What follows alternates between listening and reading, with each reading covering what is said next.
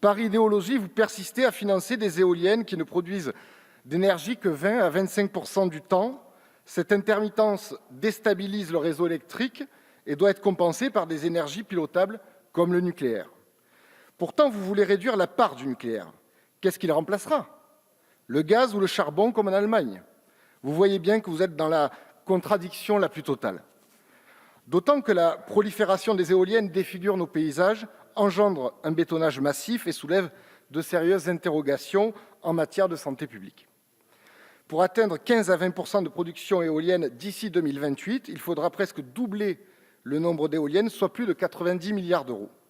Au même prix, le nucléaire produit 5 fois plus d'électricité tout aussi propre, plus stable et plus longtemps.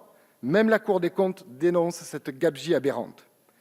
Plutôt que sacrifier la filière nucléaire et ses emplois, défendez cette industrie nationale que le monde nous envie.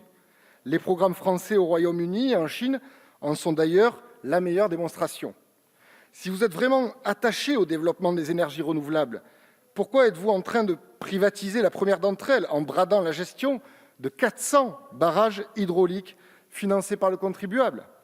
Rien d'étonnant alors qu'Emmanuel Macron a déjà fragilisé la principale énergie décarbonée en France en fermant Fessenheim et en vendant à General Electric le groupe Alstom. C'est un véritable scandale.